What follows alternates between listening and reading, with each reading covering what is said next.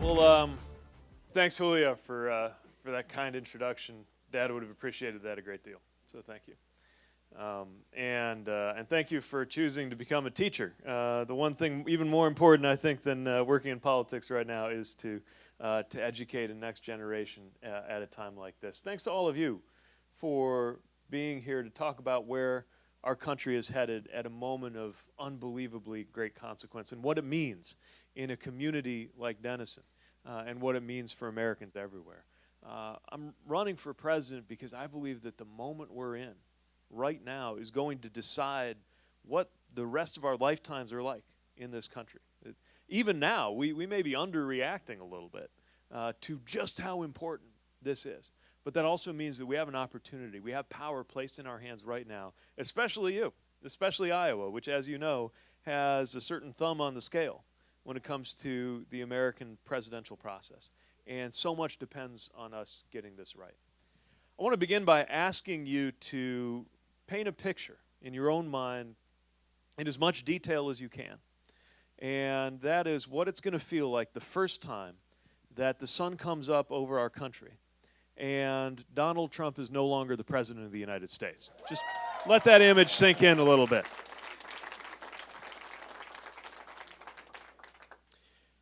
I think we have a lot to look forward to on that day.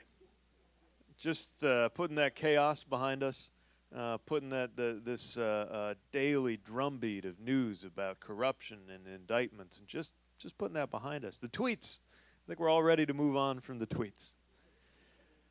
But the real reason I'm asking you to picture that day is as a reminder of the challenges that are going to be waiting for us on that day. It's not like everything's going to suddenly get better. We're going to have a lot of work to do as a country. On one hand, the sun's going to come up over a country that'll be even more divided than it is now. Just think about everything we've been coming through. Think about everything we're about to go through as a country.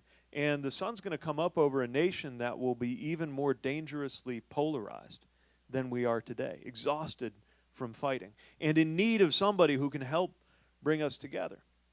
And at the same time, something else will be true, which will be these major issues, crises, really, will still be with us. They're not taking a vacation for the impeachment process. We're still going to have a gun violence crisis to where kids are learning active shooter drills in school before they learn to read. We're still going to have an economy where stock market's looking good on TV, but more and more Americans find that our income is not keeping pace with the cost of health and retirement and education. Sun's going to come up over a climate that is this close to the point of no return that's going to cost future generations their opportunities and shot at the American dream.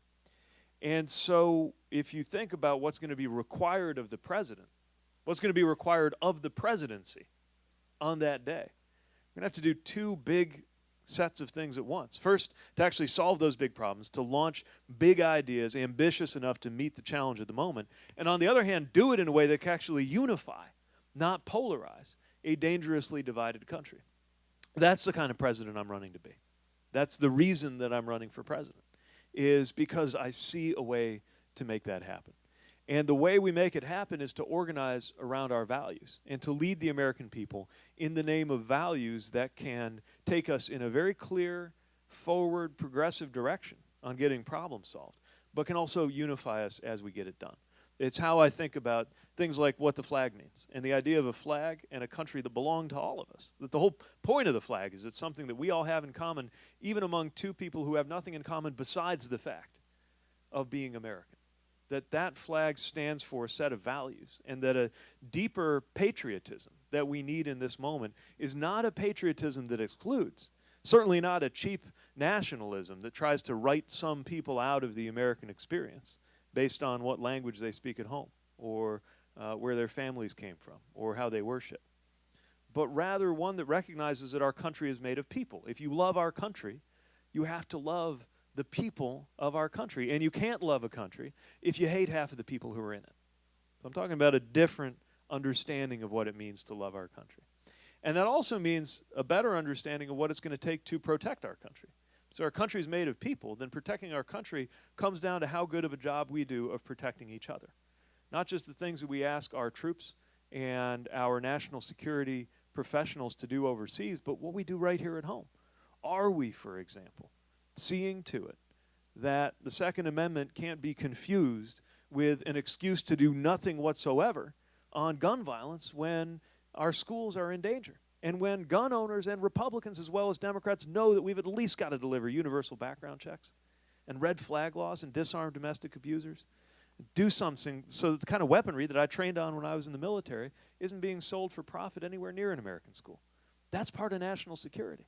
So is securing our future when it comes to climate change, making sure that the climate does not turn into an obstacle for people to be able to get ahead, especially as we look to our future. And for those of us who care about the American flag representing a nation that leads the world in dealing with big problems, that means restoring America's leadership role on issues like climate that we can't solve alone and the rest of the world can't solve without us. That's what I think is at stake and how the presidency can lead us forward on an issue like that.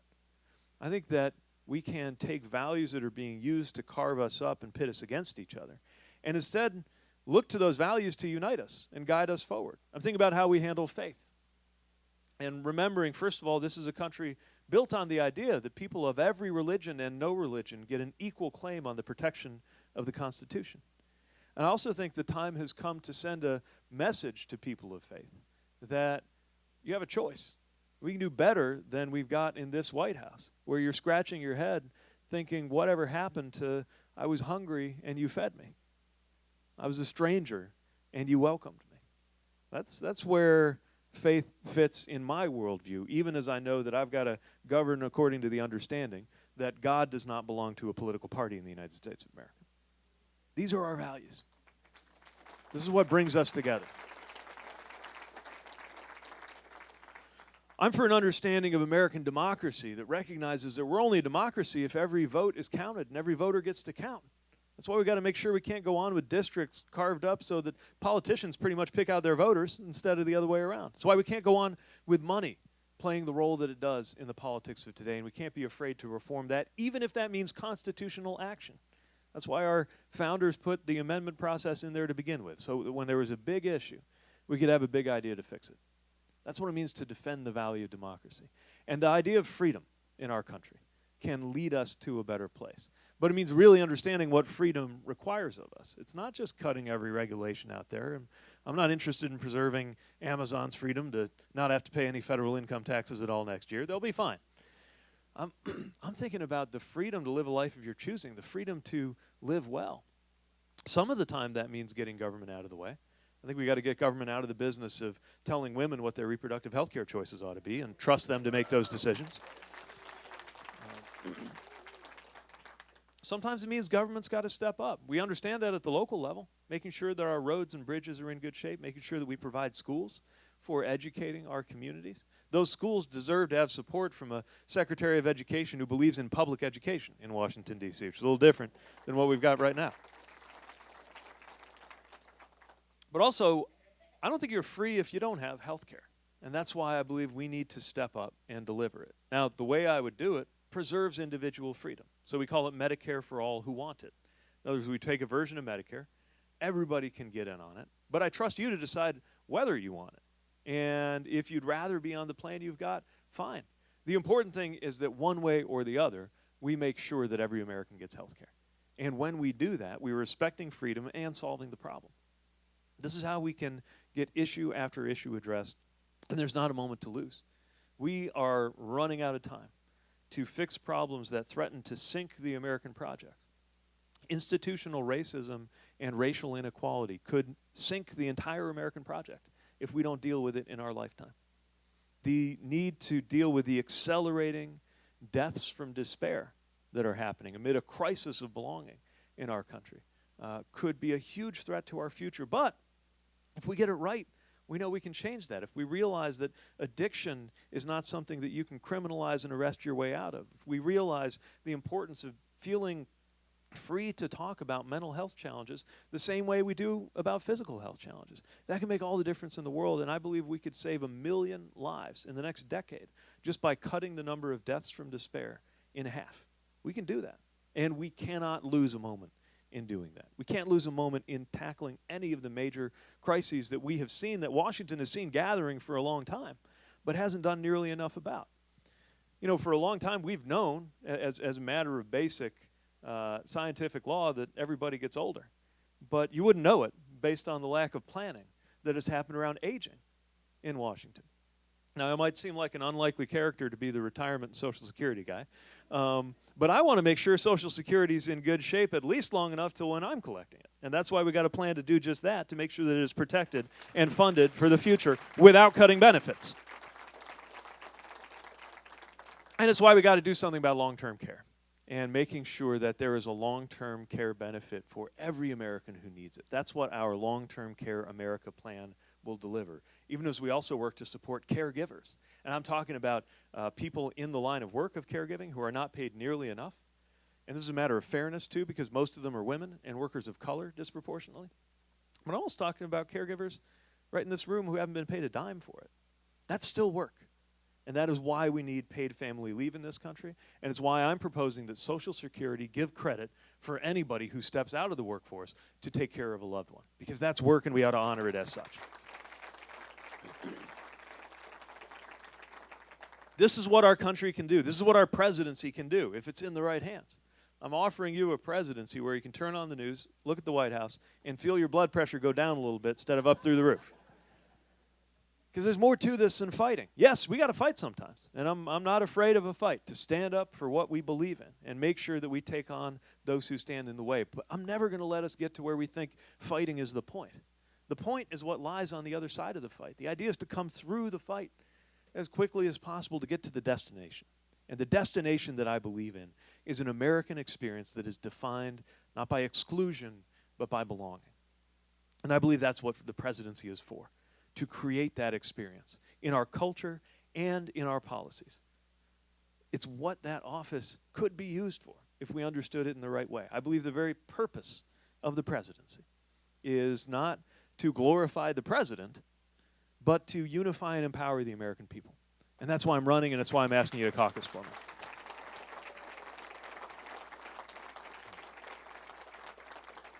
So I very much appreciate the chance to have this conversation with you. I'm going to end the monologue right there, and would love for us to be able to talk about whatever's on your mind and answer any questions that you might have brought with you today. Can't imagine this is too shy of a group. Yes, sir. My question for you is, can you compare and contrast what your foreign policy would look like compared to Great. So we're in a whole new world now when it comes to the United States' relationship to other countries, even compared to 4 years ago. Largely because of the actions of this president, of course. We have allies questioning whether it's a good idea to bet your life on the credibility of the United States of America. And we're going to have a lot of work to do just to restore that American credibility. Now, half of it's what you don't do. Don't turn your back on an ally. Don't make foreign policy by tweet. Don't go around poking a country in the eye with tariffs before you know what that's going to mean to American farmers, right? So part of it's do no harm. But a lot of it is moving forward. So there are many elements of President Obama's foreign policy that I admired. The fact that he was opposed throughout to the Iraq War and sought to bring that to a close. But there's a lot of unfinished business right now. I thought I was one of the last troops turning out the lights when I left Afghanistan years ago. And we're still there, and we're still arguing about how to get out. And part of what's happened is not just the White House, but Congress through the years has more or less washed its hands of its responsibilities when it comes to matters of war and peace. So one thing that I would do in the event that a deployment of troops could not be avoided, and we really did have to get into a conflict, is I would put a 3-year sunset on the authorization from Congress. That if you really need to be doing anything longer than 3 years, because we're coming up on 20 on this last authorization. We got troops in Africa right now because of 9/11, and nobody can explain how all the dots are connected. So I would say that there needs to be a 3-year sunset. If the president really needs to extend it, you got to go back to Congress and sell it. And it forces Congress to take a stand. Because if troops can be willing to go overseas and put their lives on the line, Congress ought to be able to summon the courage to take an up or down vote on whether they ought to be sent there.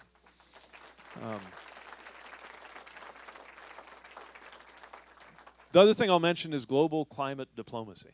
Because, again, we can't solve this issue on our own. We're less than a fifth of the emissions around the world. But the world can't solve it without us because we're the biggest economy in the world. And frankly, I think this is a pretty good chance to gain our credibility back. because imagine, it's hard to think of something that puts us more on the front foot with China than having climate be something that matters. And if we are leading the world, for example, leading the world on how farming can be part of the solution through cover crops and soil management and negative carbon farming, if we're leading the world not just in technological development, but in making this part of our relationships with other countries, I believe that is part of how we recover the moral authority that has been so badly squandered by this president. Yes, ma'am.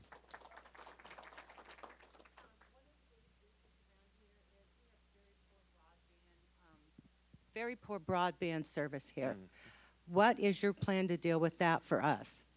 So there's a lot of talk about infrastructure, right? And people think roads and bridges, and we need roads and bridges, but a lot of infrastructure right now is digital.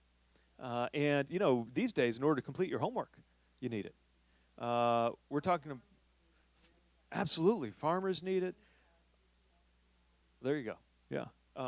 And for medical purposes. You know, I was at a community health center in Montgomery County yesterday. They got a great kind of pairing with a specialty center where if somebody comes in with a stroke, they can treat them right away, but then they have this kind of robot telemedicine gadget that can connect them up to a specialist that can get them specialty attention for the stroke while they're right there, and often save them and their families an hour-and-a-half trip to go see a specialist. But those kinds of medical possibilities, knowing how rural areas are underserved, only exist if you have the broadband connection. So we've got to make sure that every community, every home has access. Some will be by fiber, some will be by wireless, but one way or the other, we've got to do it. And we've seen the power in our own community in South Bend, where we have unlocked potential by extending fiber and internet access and Wi-Fi to public housing projects and to underinvested neighborhoods and community centers, helping kids get ahead. So I'm proposing that we invest $80 billion, which is what it would take to get every person in America a chance to be connected. Now, half of that we can raise just by auctioning off spectrum that the government's been holding on to for a long time. And we can do that in a responsible way and raise about $40 billion of the revenue that we need. The other 40 will come from things like how I was saying earlier that some of the largest corporations in the world need to start paying their fair share. We can do this if we want to. We just got to decide it's a priority, and when I'm president, it will be.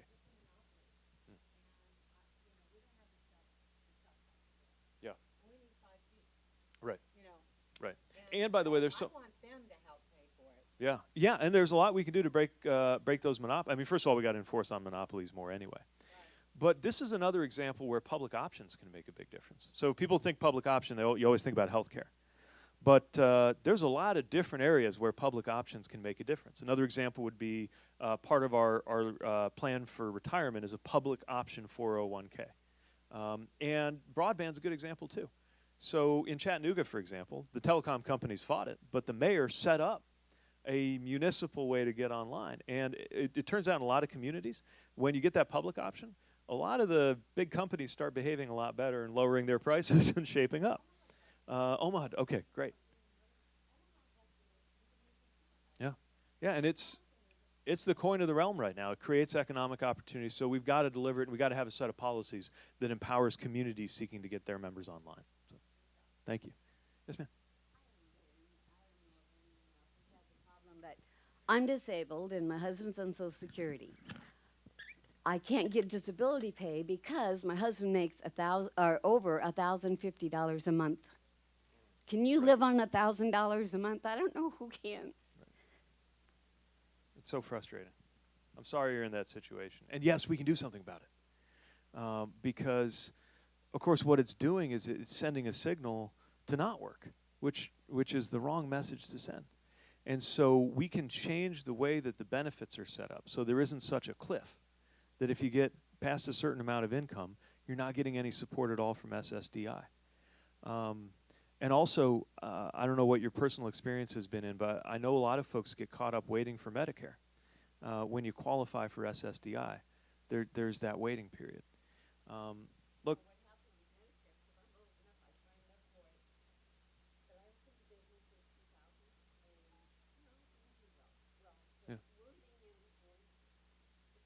Said if you make too much money or work too many hours. Well, I didn't make the money, but I worked so many hours. Yeah. So they say I owed them back pay of $9,000. Wow. So when I I went to court on it, and the judge said, oh, so you want your Social Security back? And I said, no, that's not it. I'm here for this $9,000. He says, that's not what in front of me. So I thought it was done. Yeah. Well, now that I signed up for Social Security, they're keeping that money until next year because, well, you owe that money back. So I get nothing until next year. So you're saying the system basically held it against you that you were Right. working, Right. which is just the opposite. This is the message that I think so many folks with disabilities are getting. And we want you to be free to contribute as much as you can. It's not just about making sure that we do right by you financially, but making sure that you can offer as much as you have to offer. And that's why we got to fix a system that's telling people, basically telling people not to work, especially folks with disabilities. I hope I can learn more about your story because I want to make sure I understand more about it, and we'll follow up with you after. But I appreciate your sharing it, and I'm sorry that you're getting jerked around like that. No, of course. Of course. What was your small business? Women with Disability Program, Okay. and they gave me $10,000 for like computer stuff and that, and then $10,000 to get set up. So I did consignment because I didn't have to buy things. Well, eventually it built up a little bit, and I started a few antiquing things. Well, then I think I was good for about a year, Yeah. and then I had to close the business in 2008 because it Okay. just was. Yeah, that was a Nothing. tough year to be in If any I kind had of business. one person in, I was lucky a Yeah. day, and then Yeah. no sales. So what do? You can't stay open, Right. you know. So So if you had more than that $1,000, what would you be able to do differently? pay the bills, not trying to sell everything that we have to Yeah. stay afloat. Right. And we've got to do better as a country. The message that you're getting and the position you're being put in by the system is just wrong. So again, I want to follow up and make sure I'm able to best explain in your specific case how we'd make a difference. What I can tell you right now is that we're going to get rid of that cliff with disability and Social Security that basically tells people not to work when if you're able and you want to, even with a disability, if you're in a position to contribute, we want to give you every opportunity to do that. Yeah, of course. No, well, you're not the only person who's shared a story like this, and it's so frustrating. And it tells you that the system was maybe put together with good intentions, but it's gotten so crosswise. And again, I hope to learn more about your story so we can make sure that's part of the plan going forward. And thanks for sharing it. Thank you.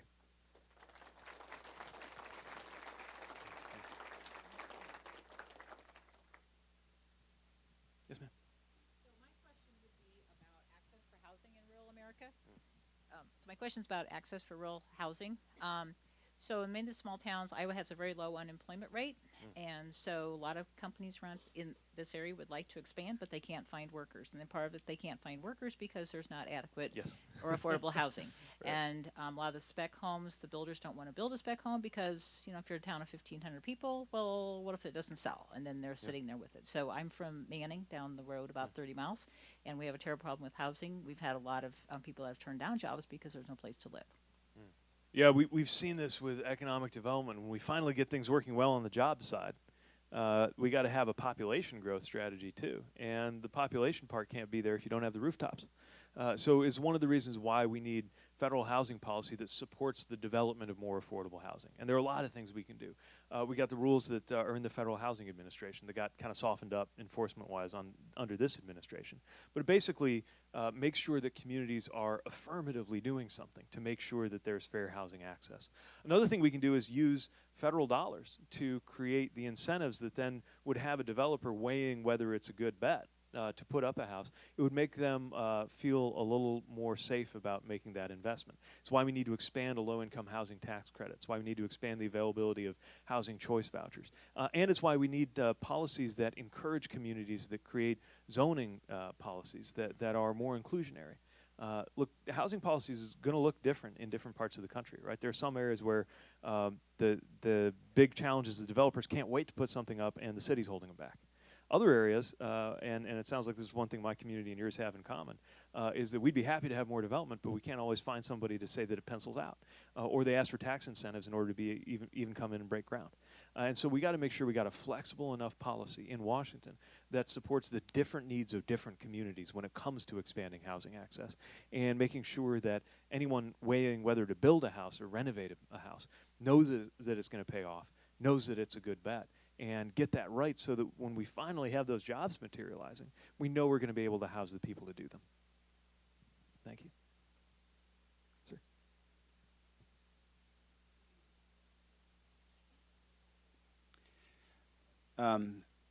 Medicare for all.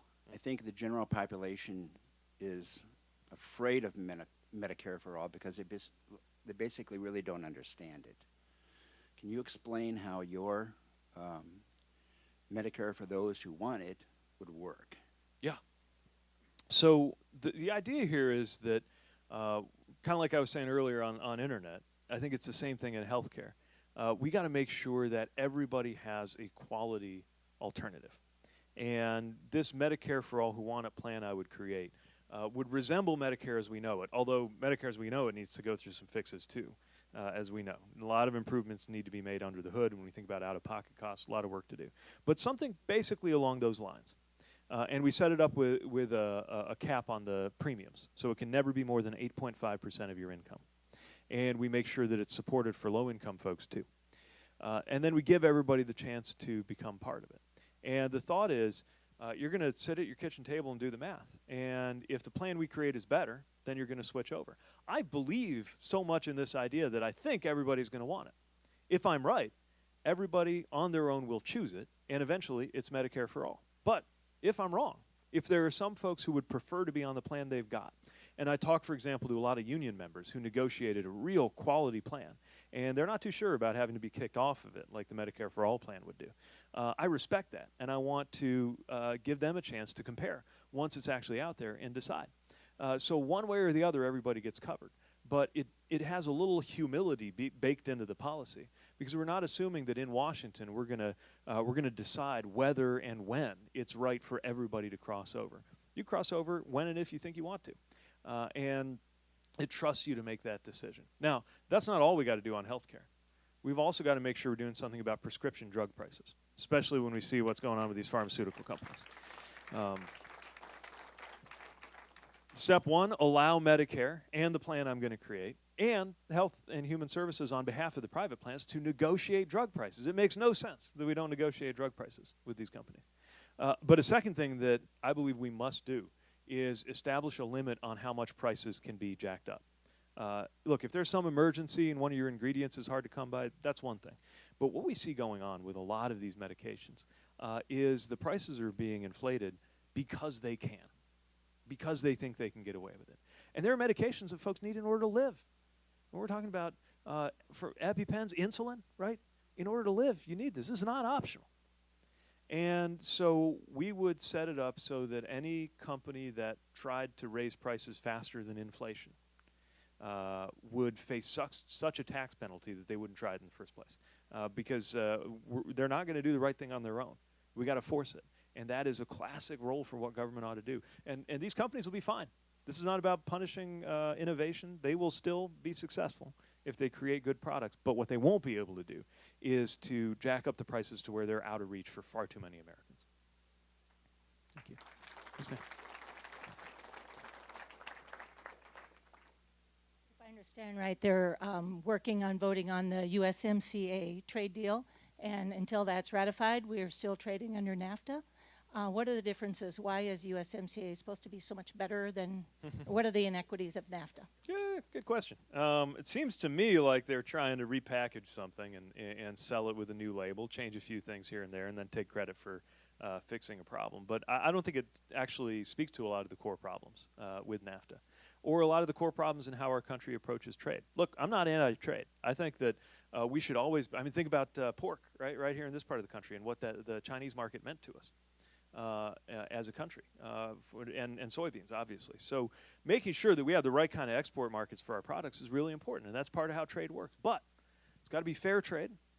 It's got to show respect for workers and environmental standards, not give somebody an advantage because they don't have the same standards that we do, and then we can't compete.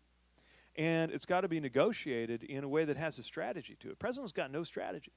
You know, I mean, if he's saying that Canada is a national security risk, Canada, and in the meantime, doesn't have very much to say about some of the interdependencies we've got with China that I actually am worried about. Pharmaceutical ingredients, some of the things going on with electronics that have a lot of security issues in them. We really do need to be thoughtful and careful about national security implications, but that doesn't mean you just put up a big wall around the status quo. It means you go in with a plan.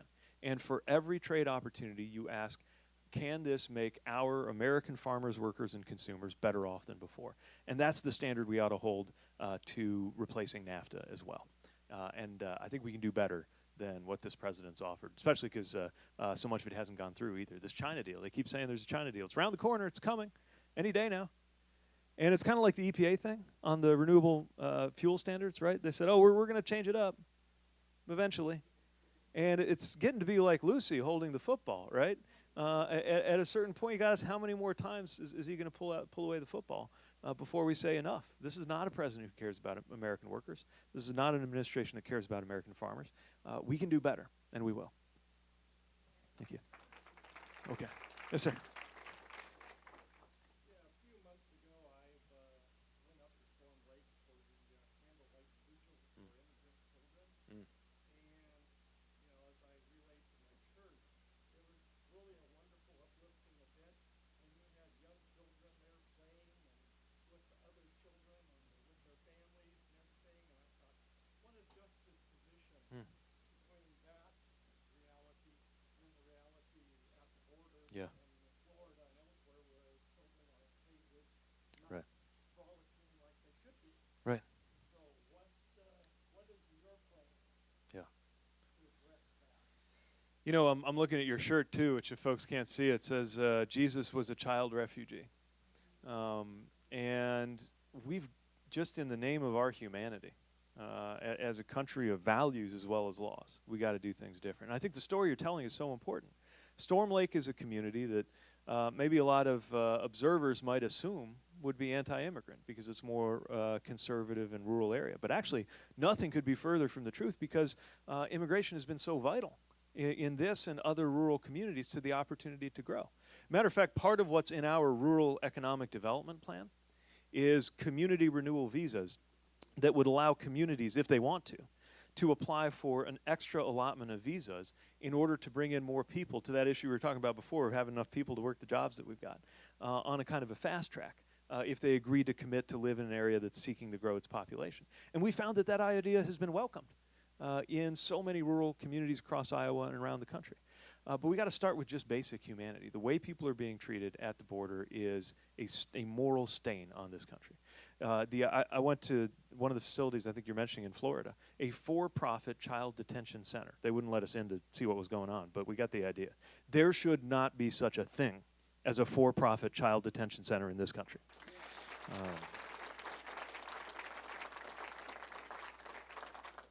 And I can't imagine certainly I can't imagine any God that would smile on children being separated from their parents at the American border. And we're going to have a lot of moral repair to do about that situation. Not only to end it, but to go back and do right by those families that were harmed by those policies. We can be a nation of laws and values. At our best, we always have been. And that means recognizing that when people come to this country to make a life here, they are making this country better. They are offering something to this country, not just seeking to be better off. But especially when people are fleeing for their lives, coming for asylum, which, by the way, is their legal right to seek asylum. We're not talking about anything illegal. We're talking about people exercising a right. But more than that, many of those people here exercising a right just might also be bearing a gift. And we've got to remember what we can gain by responsibly welcoming those who are here because we're in a broken world. And what America can do is not about doing a favor. It's about building up one another. And our communities from Storm Lake to South Bend are stronger when we open our arms and when we handle things in a way that is true to our deepest values. And I think most people get that. We just can't seem to get it through Congress, which is one of the reasons why we need real, full reform. We can't let this be a political football because this is about who we are, how we treat people. And there's a common sense way to do it that's also consistent with everything we need to take care of in our economy and in our security here at home. Thank you. All right. All right. How many more do we get? All right. I think you're the last word, sir. Question about battle tactics. Yeah. When you're the Democratic nominee fighting dictator Trump on stage, what are you going to do to win the hearts and minds of the Americans who truth no longer matters? So here's the thing. We got to find a way to deal with him without becoming an equal and opposite version of him, right? Because we're not going to become what we're fighting. Now, I can throw a punch, and there are moments where when he tells a lie, you just got to say what the truth is. When he does something wrong, you got to confront it. But the other thing that I think we got to do when dealing with him, and again, I'm not afraid to have the contest over who cares more about American farmers and workers, over the difference between my relationship to the flag and his. We can have that conversation. But the less it's about him, the better. Because we've also got to deny him the power to change the subject. The subject of an election should always be you, us. How's my life going to be different if you're president instead of him? That's what this election should be about. And we have the best answers on that. We're the ones who are trying to get you a raise. We're the ones making sure you got health care. We're the ones who are going to grow our community. We got a vision on paid family leave and elder care, all of the things we got to fix as a country. And the people are with us. We got an American majority right now. If we don't blow it up, we got a strong majority to do the right thing on issue after issue after issue. And so I'm going to make sure that razzle-dazzle machine doesn't completely take away from our ability to answer the fundamental question on every voter's mind, which is, am I going to be okay?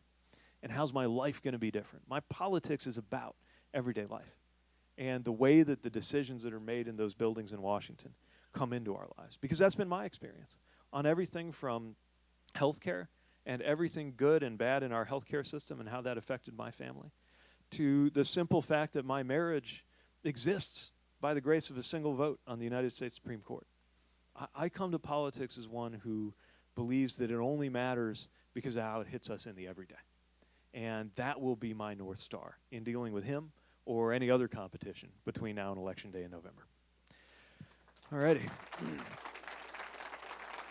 So I just got the high sign that our time is up, but I'm so thankful to be with you. And if you care about this message, if you see where we are trying to lead the country, if you can envision a better day where we're moving forward with bold action and also unified as we do it, I hope you'll spread that sense to people you know.